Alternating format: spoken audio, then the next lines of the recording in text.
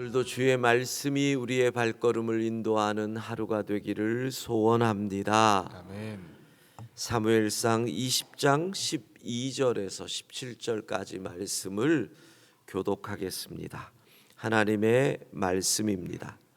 요나단이 다윗에게 이르되 이스라엘의 하나님 여호와께서 증언하시거니와 내가 내일이나 모레 이맘때에 내 아버지를 살펴서 너 다윗에게 대한 의향이 선하면 내가 사람을 보내어 내게 알리지 않겠느냐.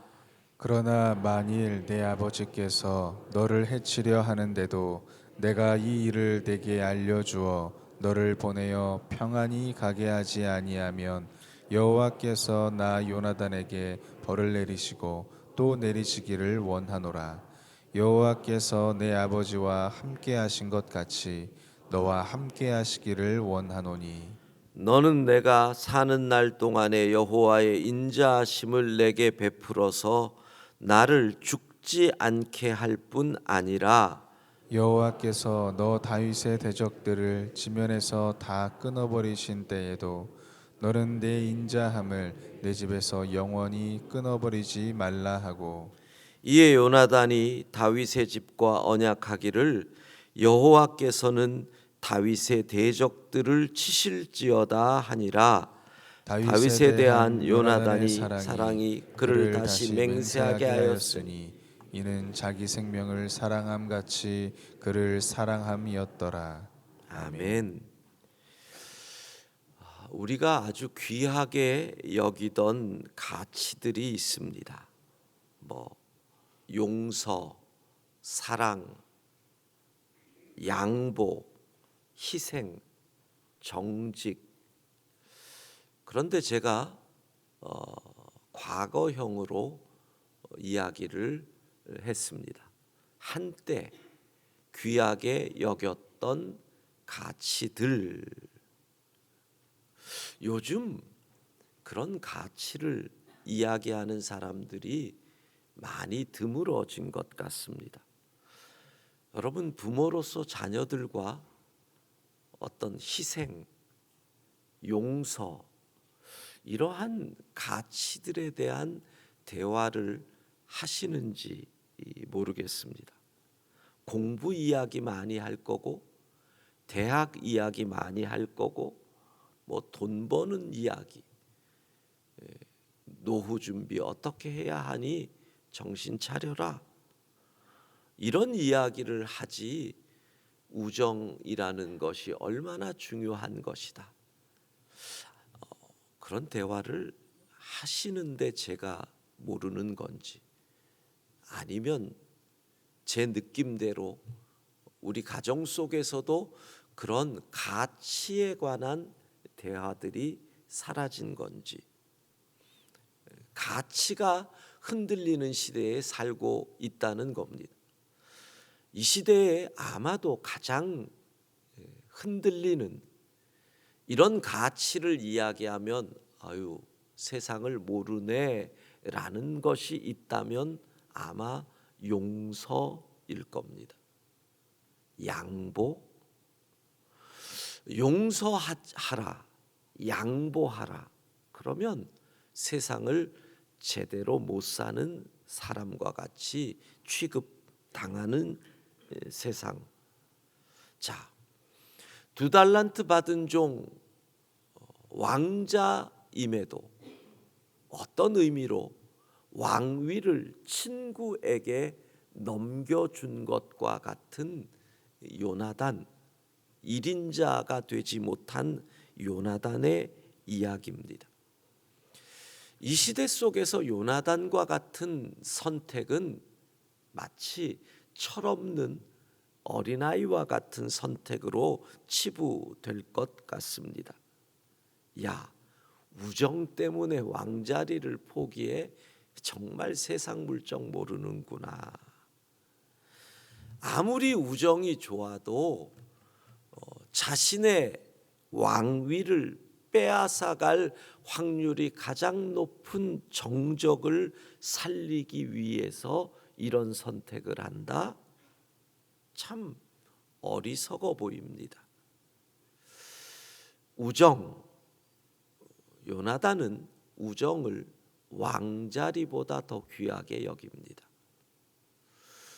오늘 주제는 요나단을 통해서 세상의 기준과 다른 선택을 하고플 때, 다른 선택을 해야 할 때, 다른 선택을 해야만 할까? 이렇게 생각하실 수 있습니다. 자, 요나단이 선택한 그 기준을 우리가 생각을 합니다. 첫 번째, 바로 우리가 배워야 할 겁니다.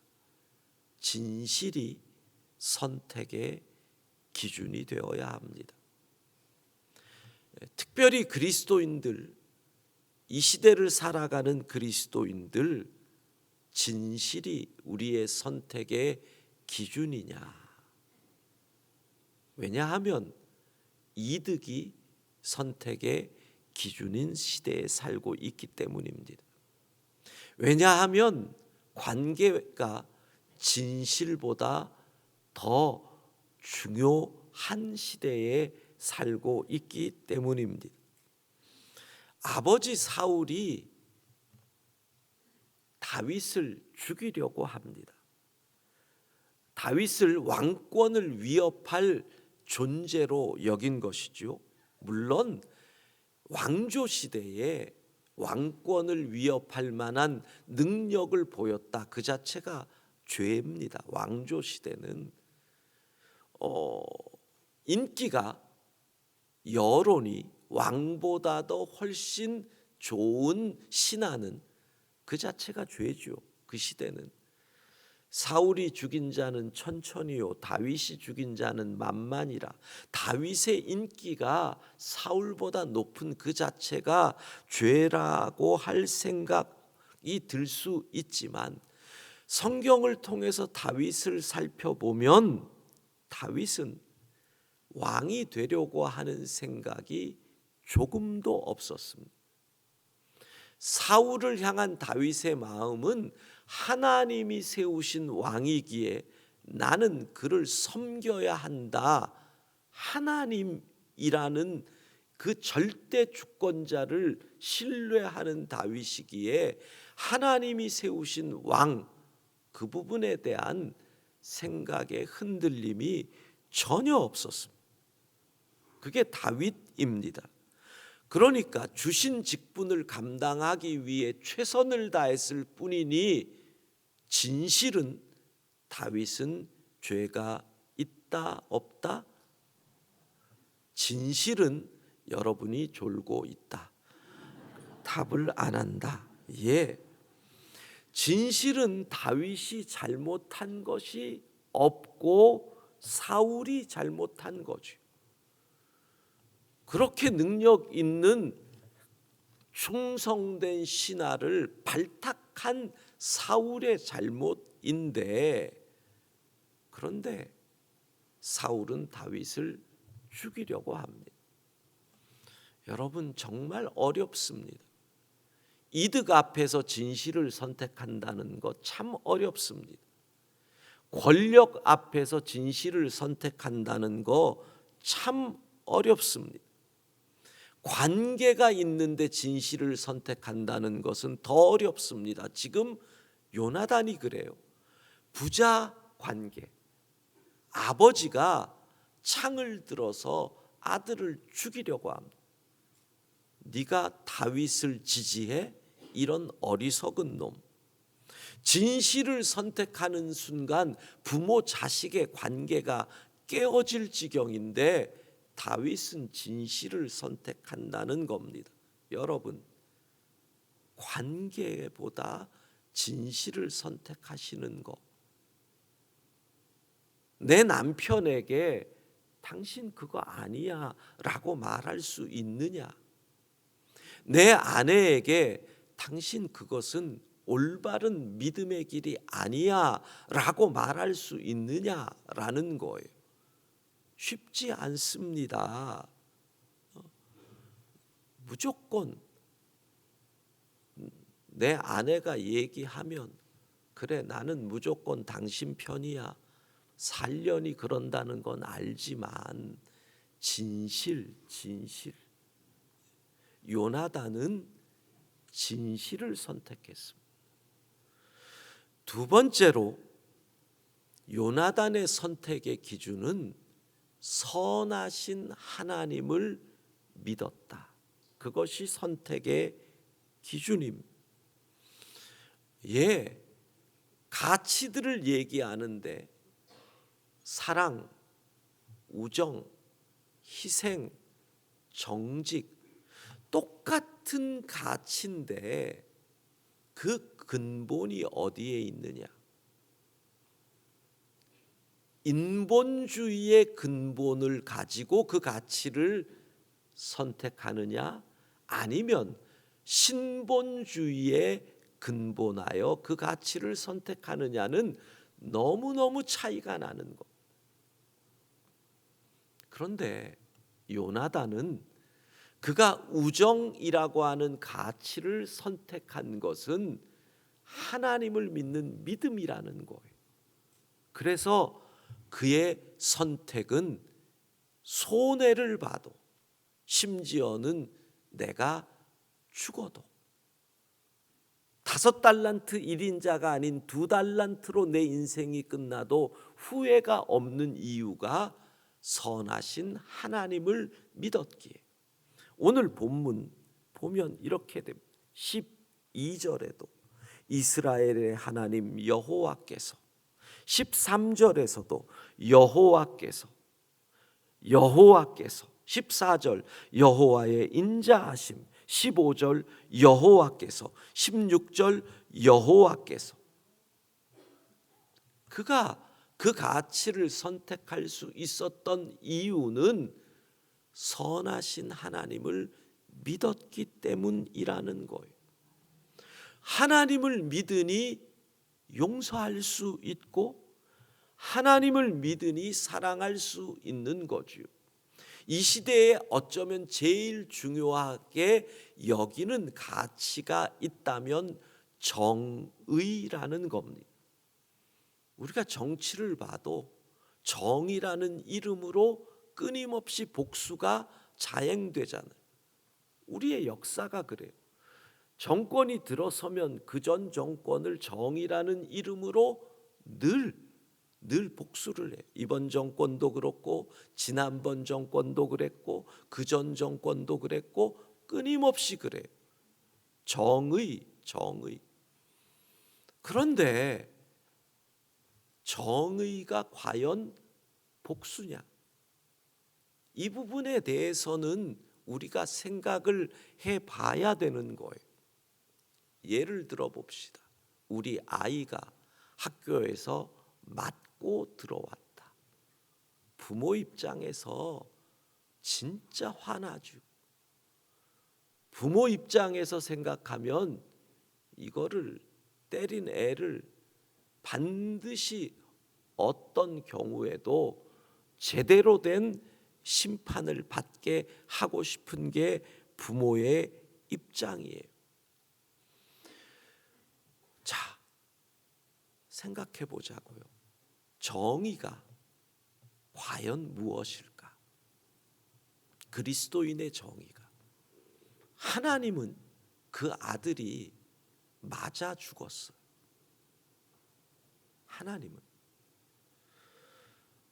하나님은 복수할 힘이 차고도 넘쳤어요. 정의를 이루실 힘이 차고 넘쳤어요. 그런데 하나님은 무엇으로 정의를 이루셔요? 사랑으로 정의를 이루시죠.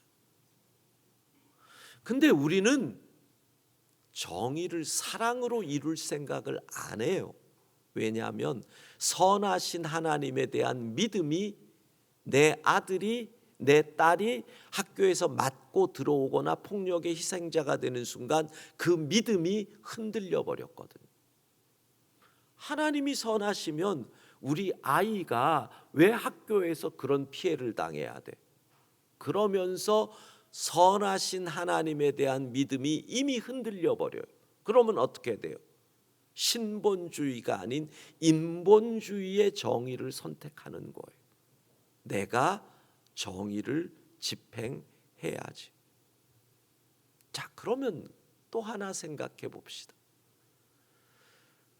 공의의 하나님이시니까 내 자녀가 당한 불의함에 대해서 벌하는 것이 하나님의 정의라면, 그 하나님이, 공의의 하나님이 잘못한 것에 대한 벌을 하는 것이 하나님의 선이라면 우리는 이미 심판받아야 하는 거 아닌가요?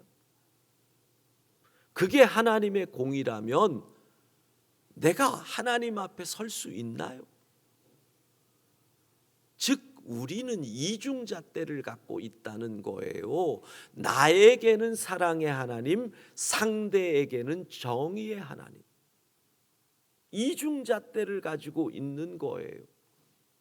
내 아이가 당한 것은 분노하고 정말 화가 나지만 사랑의 하나님의 용서는 내 아이를 고통을 준 그 아이에게도 동일한 잣대로 임하고 있는데, 우리는 내 아이가 고통을 당하는 순간 하나님의 선하심을 믿지 않으니 우리의 가치는 인본주의적 가치로 흘러간다는 거지요.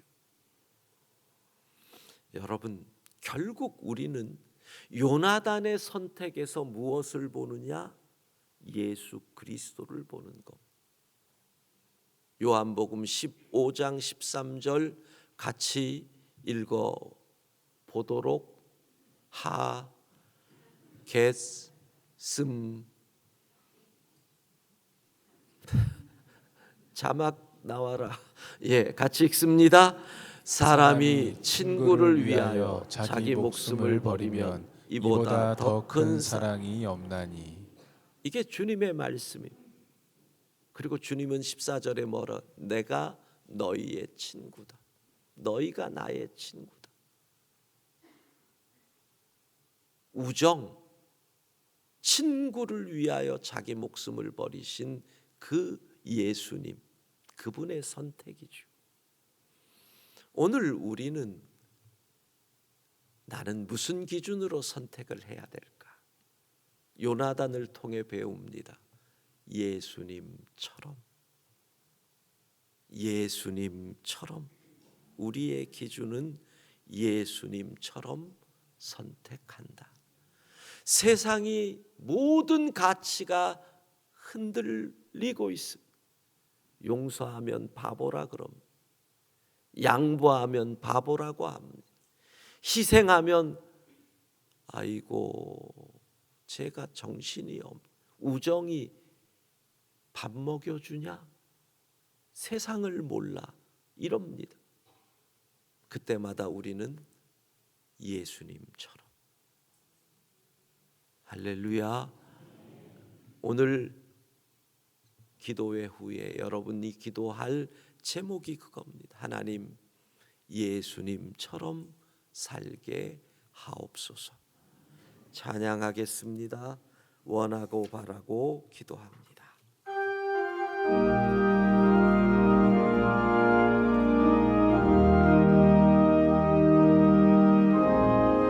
이 세상을 살아가는 동안에 나의 힘을 의지할 수 없으니 기도하고 낙심하지 말 것을 주께서 참 소망이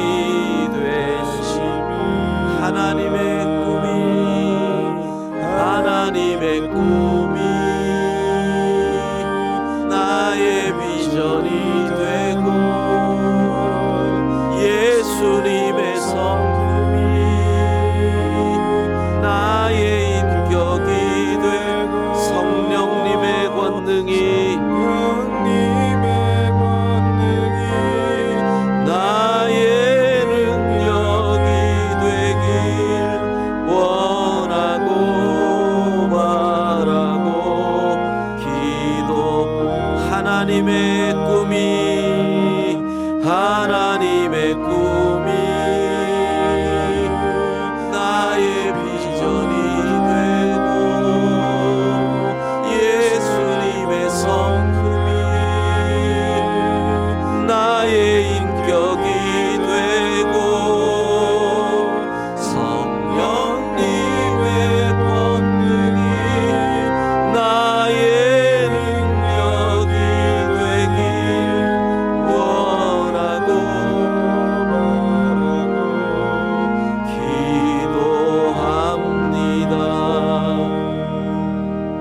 위대하신 하나님, 진실보다는 이득을, 진실보다는 관계를 선택하여 세상의 기준을, 세상의 가치를 따라갔던 우리를 긍휼히 여겨주시고 성령 하나님 역사하여 예수님처럼 선택하고 예수님처럼 살아가게 하옵소서.